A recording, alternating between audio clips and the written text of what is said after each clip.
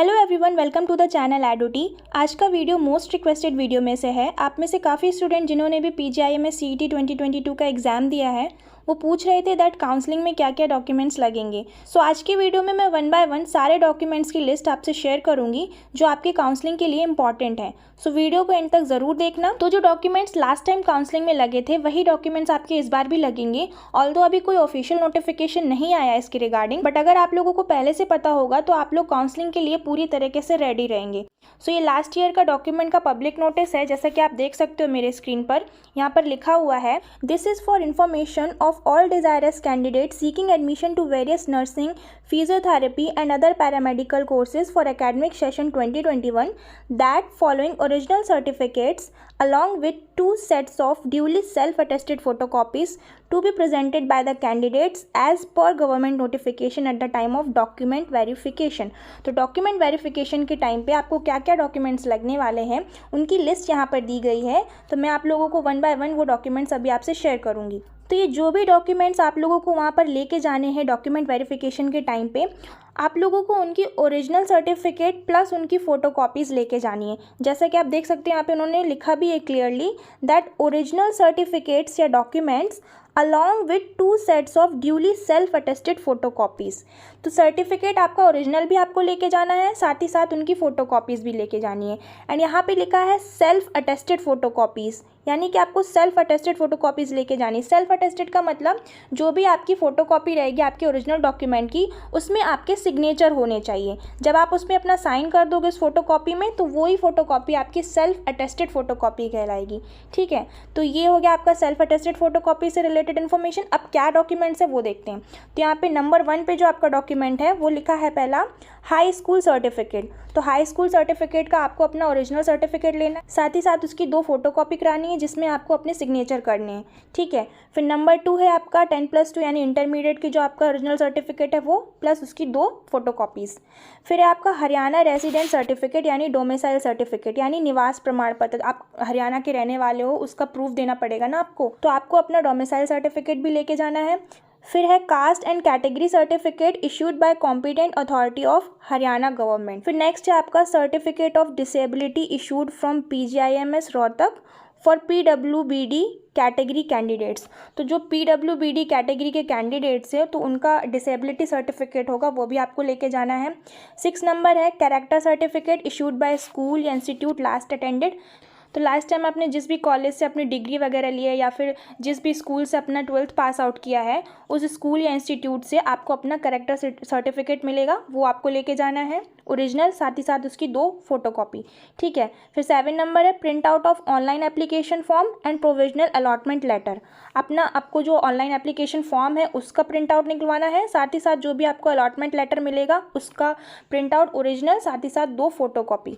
ठीक, 8 नंबर है 4 passport size photographs. इसमें 4 पासपोर्ट साइज़ लिखा है, बट आप कम से कम 5 to 10 फोटोग्राफ्स अपने साथ रखिएगा, कभी भी ज़रूरत पड़ सकती है। मान लीजिए कोई फ़ोटोज़ अगर खो जाती है या कभी ख़राब हो जाती हैं 1-2 फ़ोटोज़, तो एक्स्ट्रा आपके पास होनी चाहिए। फिर नंबर 9 है आपका क्रीमी या non creamy certificate for BCA या BCB category candidates as per government of Haryana notification dated this. तो जो भी क्रीमी या नॉन क्रीमी सर्टिफिकेट होता है BCA और BCB कैटेगरी के लिए वो भी आपको लेके जाना है। एंड यहाँ पे डेट मेंशन की गई थी कि इस डेट का इशू होगा तभी कंसीडर किया जाएगा। तो ये 2021 वाला मैं डॉक्यूमेंट आपको सेशन शेयर कर रही हूँ, इसीलिए यहाँ पे ये 17/11/2021 लिखा है। लेकिन आप ये समझ के चलो अगर आपका ये जो नॉन क्रीमी और क्रीमी सर्टिफिकेट है वो विदिन 6 मंथ का बना है तो आपका वैलिड होगा, लेकिन अगर 6 मंथ से भी ज़्यादा का हो गया है तो आप लोग उसे रिन्यू करवा लीजिए। ठीक है, तो अभी आप लोगों के पास टाइम है, तो आपका अगर आप BCA या BCB कैटेगरी से हैं और आपको ये सर्टिफिकेट लगता है तो फिर आप ये लोग अपना रिन्यू करा के बनवा के रखिए। फिर यहाँ पे 10 नंबर है आपका income and asset certificate for EWS candidates issued by competent authority. जो EWS कैंडिडेट्स है उनका इनकम सर्टिफिकेट भी लगेगा, वो सर्टिफिकेट भी आप लोग अपना लेके जाइएगा। अगर आपका नहीं बना इनकम सर्टिफिकेट तो बनवा लीजिए।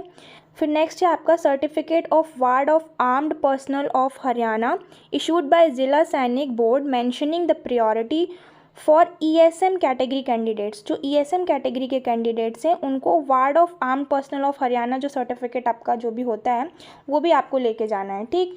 12th नंबर है certificate of dependent of freedom fighter of Haryana issued from competent authority of the state government for FF category candidates, जो भी फ्रीडम फाइटर कैटेगरी के कैंडिडेट्स हैं उनको अपना फ्रीडम फाइटर ऑफ हरियाणा वाला जो भी आपका सर्टिफिकेट है वो भी आपको लेके जाना है। फिर है फॉर इन सर्विस कैंडिडेट्स, जो इन सर्विस कैंडिडेट हैं एक्सपीरियंस सर्टिफिकेट और NOC आपको लगेगा। ठीक है। फिर 14 नंबर है as proof of identification Aadhaar card, PAN card, driving licence, passport या फिर वोटर ID, इन सभी में से कोई भी एक आइडेंटिटी प्रूफ आपको लेके जाना है, फिर वो आधार कार्ड हो या फिर पैन कार्ड हो या ड्राइविंग लाइसेंस हो या पासपोर्ट हो या फिर वोटर ID हो।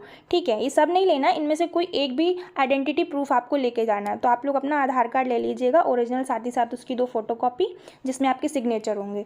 ठीक। फिर 15 नंबर है certificate of passing GNM and registration with any state nursing registration council for post basic BSc nursing course. अगर आप post basic BSc nursing course के लिए वहाँ पर डॉक्यूमेंट वेरिफिकेशन कराने जा रहे हैं तो उसके पहले आपने जो भी GNM वगैरह कोर्स किया होगा तो उसका पासिंग सर्टिफिकेट प्लस उसका जो भी रजिस्ट्रेशन का जो फॉर्म होगा उसका ओरिजिनल वो प्रिंट आउट प्लस उसकी फ़ोटोकॉपी आपको लेके जानी है। तो ये पोस्ट बेसिक BSc नर्सिंग वालों के लिए है। फिर यहाँ पे 60 नंबर में लिखा है certificate of passing BSc nursing, post BSc nursing, BSc nursing horns, experience certificate and registration with any state nursing registration council for MSc nursing and NPCC course. तो जो लोग MSc नर्सिंग और NPCC कोर्स के लिए जो भी document verification कराने जाएंगे तो उनको एक्स्ट्रा में अपने साथ जो भी BSc नर्सिंग का उनके पास पासिंग सर्टिफिकेट और रजिस्ट्रेशन एक्सपीरियंस सर्टिफिकेट वगैरह होगा वो भी आपको साथ में लेके जाना है।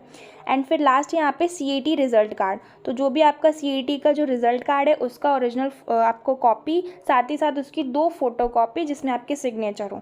तो ये कुछ डॉक्यूमेंट्स हैं जो आप लोगों को अपने साथ लेके जाने हैं। अगर फिर भी आपको कुछ समझ में नहीं आया तो आप इसको दोबारा पढ़ लीजिएगा। मैं इसका पूरा PDF आप लोगों को अपने टेलीग्राम चैनल पे शेयर कर दूंगी जिसका लिंक मैंने डिस्क्रिप्शन में दिया हुआ है, दैट इज़ एडोटी डिस्कशन चैनल।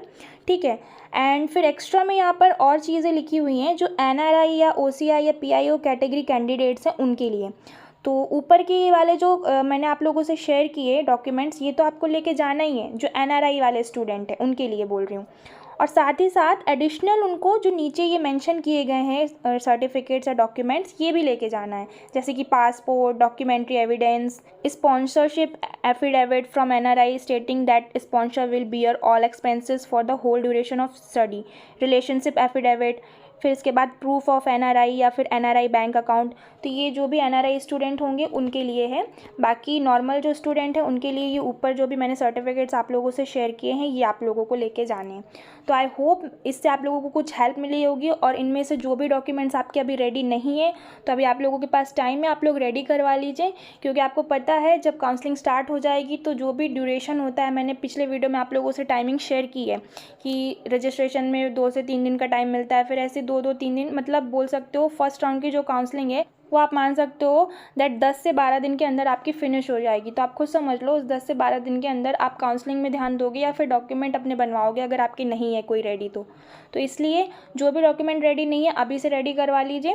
बाकी अगर कोई प्रॉब्लम है या फिर कुछ समझ नहीं आ रहा तो फिर आप ऑफिशियल नोटिस का भी वेट कर सकते हो, जब उसमें ऑफिशियल नोटिफिकेशन आएगा तो सारी चीज़ें क्लियर हो जाएंगी। बाकी अगर कोई और एडिशनल डॉक्यूमेंट आता है न्यू नोटिस में तो वो मैं आप लोगों को बता दूंगी। तब तक आप ये वाले जो डॉक्यूमेंट्स मैंने बताए हैं इनको अपना रेडी करके रख लीजिए। ठीक है। And I hope you all like this video. If you like it, then don't forget to like, subscribe and share. Also press the bell icon for more such video.